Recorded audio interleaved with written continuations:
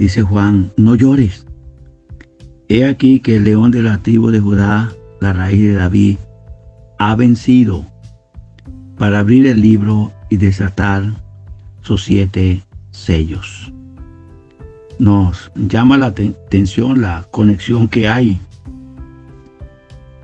entre la victoria de nuestro Salvador y la capacidad de ese hecho, de esa victoria, de alentar y de secar el llanto. Y eso es uno de los temas, de los aspectos que tenemos en la palabra en cuanto al Señor, Él como el capitán victorioso. Leemos en Juan 16:33 que Él dice, confiad, yo he vencido al mundo. De manera que el creyente puede ser vencedor sobre el sistema de este mundo bajo el control del maligno, y estamos llamados a vencer todo aquel que ha nacido de nuevo. El que es nacido de Dios, dice Juan en una de sus epístolas, vence al mundo. Y esta es la victoria que ha vencido al mundo, vuestra fe. Pero Él dice, como aquí en Apocalipsis 5:5, no llores, porque el león de la tribu de Judá, la raíz de David, ha vencido. Igual sentido tiene las palabras del Señor a los suyos en vísperas de su partida. Confiad, yo he vencido al mundo. Sí, Él venció al mundo religioso.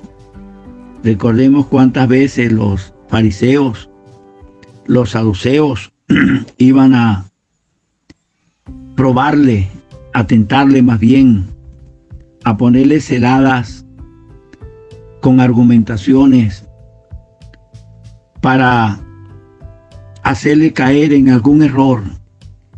Y siempre el resultado es que aquellos hombres salían con la boca cerrada y daban la espalda al Señor, habiendo mordido el polvo de la derrota. Quedaban sin argumentos y no podían resistir la palabra de verdad y de poder que salía de su boca. Y los hombres tenían que decir, ¿qué doctrina es esta? Y este hombre que les habla con autoridad y no como los fariseos. De manera que Él fue vencedor sobre el mundo religioso. Confiad, yo he vencido al mundo. Él fue victorioso sobre el mundo en el sentido moral. Él desafió a sus contemporáneos. ¿Quién de ustedes, quién de vosotros me redarguye o me acusa de pecado? Y ese mundo tuvo que decir, mira cómo todo lo ha hecho bien. Pero Él venció sobre el mundo político. Él respondió al representante de ese mundo, del poder humano, a Pilato.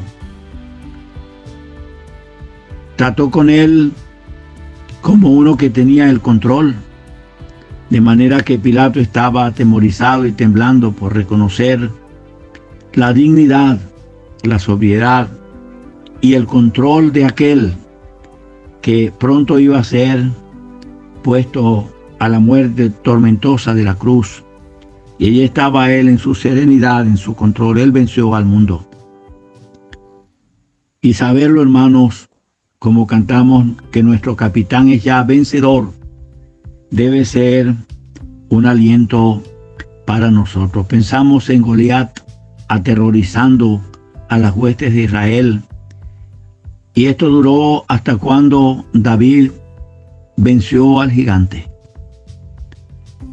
Los ejércitos de Israel cobraron ánimo y ya no estaban medrosos, viendo la victoria de su paladín y el paladín del enemigo muerto, con la cabeza cortada. Cobraron ánimo y fueron a la lucha, persiguiendo a los filisteos para alcanzar aquel día una gran victoria. Ellos fueron vencedores sobre el enemigo porque su capitán había vencido. Pero en Hebreos nosotros leemos también que por cuanto los hijos participaron de carne y sangre, vamos a precisar los términos para no equivocarnos. Así que por cuanto los hijos participaron de carne y sangre, Él también participó de lo mismo, es decir, se hizo humano, vino a habitar entre nosotros. ¿Con qué propósito? Para destruir. La palabra tiene el sentido de quitarle el poder, vencerle, anular su poder, por medio, para destruir o quitarle el poder por medio de la muerte al que tenía el imperio de la muerte, esto es, al diablo, y librar a todos los que por el temor de la muerte estaban durante toda la vida sujetos a servidumbre. Venció por medio de la muerte, allá en la cruz, a Satanás. Es verdad, Él es un ser vivo y activo, es poderoso, tiene una inteligencia puesta a disposición del mal y de sus planes terribles contra Dios, contra la obra de Dios y el pueblo de Dios, pero no tenemos que olvidar que Él ya es un ser vencido, ha sido vencido por nuestro capitán, y se nos manda a resistirle con firmeza. Resistid al diablo y huirá de vosotros. La victoria de nuestro Salvador sobre él le quitó la capacidad de aterrorizar a los que somos de él. Hemos sido librados de ese terror que la muerte nos daba. Y leemos también que no solamente él venció al mundo, él venció a Satanás, sino que leemos allí en 1 Corintios capítulo 15, sorbida en la muerte en victoria. Y pregunta como un desafío el Espíritu de Dios: ¿dónde está, oh muerte, tu aguijón? ¿Y dónde, oh sepulcro, tu victoria? Al resucitar, él fue vencedor sobre la muerte. De manera, hermanos, que la victoria de nuestro gran capitán debe convertirnos a nosotros en vencedores, seguir el ejemplo y recibir la fuerza de el vencedor para alcanzar nosotros la victoria. Hay otras implicaciones acerca de la victoria de el Señor o el Señor como victorioso y triunfal. Pensemos, por ejemplo, en aquella ocasión cuando David y sus hombres llegaron a Siclab y los amalecitas habían invadido el Negev y a Siclab y habían asolado a Siclab y le habían prendido fuego. Se habían llevado cautivas a las mujeres y a todos los que estaban allí, desde el menor hasta el mayor, pero a nadie habían dado muerte, sino se los habían llevado al seguir su camino. El enemigo había hecho presa de los bienes de David, había cautivado todo lo que tenía valor para David en aquella ciudad. Pero David llegó con sus hombres, venció a los amalecitas y entonces él pudo recuperar cabalmente, totalmente todo lo que el enemigo le había arrebatado. Y después de la victoria, con gran alegría y con un gran botín, el capitán victorioso David tenía un corazón no solamente alegre por la victoria, sino que tenía un corazón generoso. Dice allí en 1 Samuel 30, 20, tomó también David todas las ovejas y el ganado mayor, y trayéndolo todo delante decían: este es el botín de David.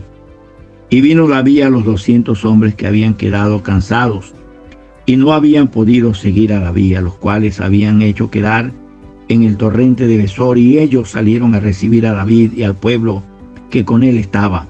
Y cuando David llegó a la gente, le saludó con paz. Entonces todos los malos y perversos de entre los que habían ido con David respondieron y dijeron: porque no fueron con nosotros, no les daremos del botín que hemos quitado, sino a cada uno su mujer y sus hijos, que los tomen y se vayan. Y David dijo: no hagáis esto, hermanos míos, de lo que nos ha dado Jehová, quien nos ha guardado y ha entregado en nuestra mano a los merodeadores que vinieron contra nosotros. ¿Y quién os escuchará en este caso? Porque conforme a la parte del que desciende a la batalla, así ha de ser la parte del que queda con el bagaje, les tocará parte igual. Desde aquel día en adelante fue esto por ley y ordenanza en Israel hasta hoy. Entonces él repartió el botín. Algunos estaban sumamente mezquinos con el asunto, pero el que había ganado la victoria, él tenía el derecho, la autoridad y la capacidad de repartir el botín, porque él había ganado la victoria. Esa es la base de la enseñanza que tenemos en cuanto a los dones en Efesios capítulo 4. Allí se dice que y versículo 8, por lo cual dice: subiendo a lo alto llevó cautiva la cautividad y dio dones a los hombres. Es un capítulo, una porción que trata de los dones dados, y la inferencia allí, la lección allí es que así el Señor, que ganó la gran victoria de la cruz y descendió a este mundo vil y sufrió por ganar a su iglesia y padeció en la cruz, ahora exaltado en gloria, coronado vencedor, tiene la capacidad de bendecir y de dotar, de capacitar y de dar, repartir el botín según su voluntad, según su generosidad, según su autoridad por haber vencido sobre el pecado, sobre la muerte, y haber conquistado la victoria de la cruz. Amó a su iglesia y se entregó a sí mismo por ella.